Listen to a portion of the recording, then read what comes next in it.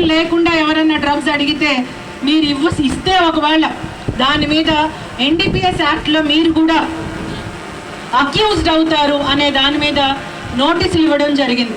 ఇదే కాకుండా చిన్న పిల్లలు ఉంటారు, ఒక్కొక్కసారి వాళ్ళని ఐడెంటిఫై చేయడం, సీనియర్ సిటిజన్ ఉంటారు వాళ్ళని ఐడెంటిఫై చేయడం, వాళ్ళకి రిహాబిలిటేషన్ ట్రీట్మెంట్ ఇప్పించడం, ఇవన్నీ కూడా ఈ డ్రగ్స్ పై దండయాత్రలో భాగంగా మేము చేపట్టడం జరిగింది. మా 5 లేడీ సెలబ్రిటీ సైక్లిస్ట్స్ ఏ ఏరియాస్లో ట్రావెల్ చేశారో ఆ ఏరియాస్లో స్థానిక ఎమ్మెల్యేలు అందరూ కూడా ఇది మా బాధ్యత, ఇది మా ప్రోగ్రామ్ అని ఆ ఏరియాస్లో స్థానిక ఎమ్మెల్యేస్తో పాటు డిఫరెంట్ సెక్షన్స్లో పాపులేషన్ అందరూ కూడా సైకిల్ యాత్రలో పార్టిసిపేట్ చేశారు. వాళ్ళు డిఫరెంట్ కల్చరల్ ఈవెంట్స్తో కూడా పార్టిసిపేట్ చేసి ఎక్కువగా యూత్లో చైతన్యం తీసుకురావడానికి ఈ 33 days విశేషమైనటువంటి కృషి చేయడం జరిగింది.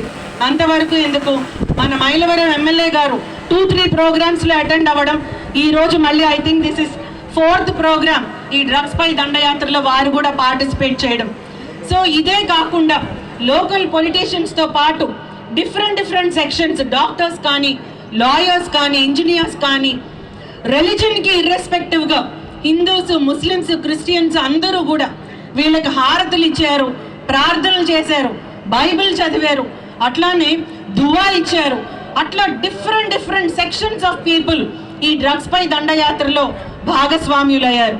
కొన్ని చోట్ల ట్రాన్స్జెండర్ కమ్యూనిటీస్ కూడా వచ్చి వాళ్ళని దీవించడంతో పాటు మేము డ్రగ్స్ కన్జ్యూమ్ చేయము అని ప్రతిజ్ఞ తీసుకోవడం జరిగింది. సో ఇవన్నీ కూడా డ్రగ్స్ పై దండయాత్రలో ఒక భాగం. అట్లానే events.ntrpolice.in అని ఒక వెబ్సైట్ లాంచ్ చేశాం. ఆ వెబ్సైట్లో మీలాంటి స్టూడెంట్స్ అందరూ కూడా జస్ట్ గూగుల్ క్రోమ్ ఓపెన్ చేసి events.ntrpolice.in దాంట్లో లాగిన్ అయ్యి మీరు ప్లెడ్జ్ తీసుకుంటే మీకు ఈ జనరేటెడ్ సర్టిఫికెట్, గౌరవ సిపి గారు సైన్ చేసినటువంటి certificate, we appreciate your effort in taking the pledge against drugs అని మీకు సర్టిఫికెట్ కూడా ఇవ్వడం జరుగుతుంది. So almost 2,50,000 students